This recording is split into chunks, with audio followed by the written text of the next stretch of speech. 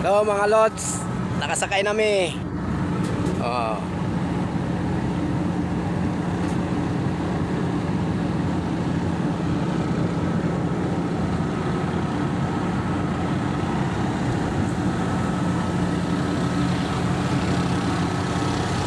Uwi namin sa Buanga. Ayun o, isa o. Yun. Yun ang target. Sarap ng buhay. Uwi namin sa Buanga mga lods. Ha?